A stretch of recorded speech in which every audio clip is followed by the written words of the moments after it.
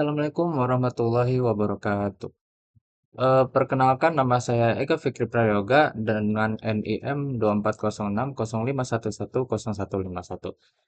Pada kesempatan kali ini saya akan membuat video mengenai konsep budaya politik, yaitu budaya demokrasi dan civil society.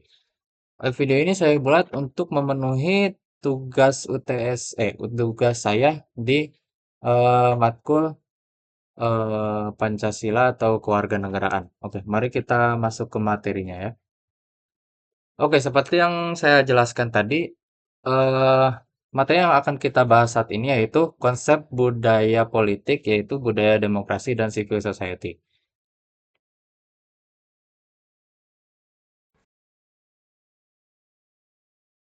Oke, yang pertama yang akan kita bahas yaitu makna dan hakikat dari demokrasi itu sendiri. Nah, apa sih demokrasi itu? Demokrasi secara garis besar adalah sebuah sistem pemerintahan di mana setiap rakyat memiliki persamaan dan kesetaraan hak untuk mengemukakan pendapat dan memilih sebuah pilihan tanpa ada unsur paksaan dari pihak lain.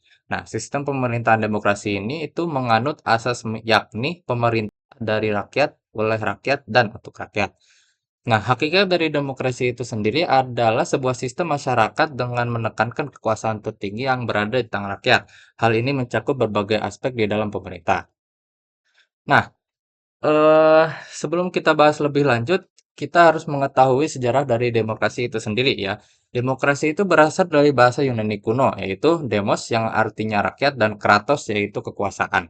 Nah, demokrasi Athena ya, itu tuh ada di abad kelima sebelum Masehi. Warga laki-laki bebas berpartisipasi dalam pemerintahan. Kemudian selanjutnya itu ada Republik Romawi yang ada pada masa 509 sampai 27 sebelum Masehi. Pemilihan pejabat dan sistem perwakilan awal. Terus bisa dibaca ya, ini ada Magna Carta, yaitu membatasi kekuasaan raja, awal demokrasi parlementer. Terus juga ada Revolusi Amerika dan Perancis pada abad ke-18, itu membentuk sistem demokrasi modern. Terus juga ada abad ke-19 dan abad ke-20, yaitu hak pilih diperluas, muncul demokrasi di berbagai negara. Terus ada juga di era kontemporer. Demokrasi berkembang tetapi menghadapi tantangan populisme dan manipulasi media. Nah, selanjutnya itu perkembangan demokrasi yang ada di Indonesia.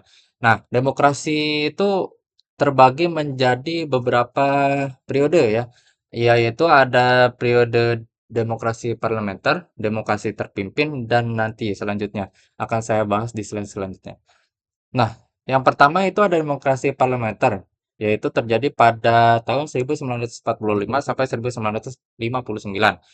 Nah, ini tuh sistem demokrasi parlementer ditetapkan setelah proklamasi. Perdana Menteri memimpin pemerintahan, presiden hanya sebagai kepala negara. Terus juga ini tuh ketidakstabilan politik akibat seringnya pergantian kabinet. Nah, selanjutnya ada demokrasi terpimpin. Itu tuh ada ketika Dekret Presiden 5 Juli 1959 kembali ke UUD 1945. Kekuasaan terpusat pada Presiden Soekarno, parlemen dan partai politik kehilangan pengaruh, terus ketegangan politik meningkat berujung pada peristiwa 30 G30 SPKI. Selanjutnya ada demokrasi Pancasila atau Orde Baru, yaitu terjadi pada tahun 1966 sampai 1998. Soeharto menggantikan Soekarno, menekankan stabilitas politik dan ekonomi. Demokrasi Pancasila diterapkan, namun cenderung otoriter. Pemilu dilaksanakan rutin, tetapi tidak sepenuhnya bebas. Kebebasan pers dan pendapat dibatasi. Nah, selanjutnya setelah demokrasi Pancasila itu kita memasuki demokrasi reformasi, yaitu dari tahun 1998 sampai sekarang. Soeharto mundur akibat krisis ekonomi dan tuntutan reformasi. Amandemen UUD 1945 memperkuat demokrasi dan membatasi kekuasaan presiden. Pemilu presiden dan kepala daerah dilakukan secara langsung. Kebebasan pers dan partisipasi politik meningkat. Nah, kemudian kita masuk ke materi selanjutnya yaitu apa itu civil society. Civil society itu adalah masyarakat sipil yang berperan dalam mengawasi pemerintah dan memperjuangkan hak-hak sosial. Karakteristik utama civil society yaitu kemandirian dari negara dan pasar, partisipasi aktif dalam kebijakan publik, mendorong nilai-nilai demokrasi dan hak asasi manusia atau HAM. Perkembangan civil society di Indonesia. Di era Orde Baru itu civil society ada, tapi kebebasan masyarakat dibatasi. Terus juga banyak organisasi masyarakat dibungkam oleh pemerintah. Nah, kemudian reformasi ya 1998, kebebasan berpendapat meningkat, lembaga swadaya masyarakat atau LSM dan gerakan sosial mulai berkembang.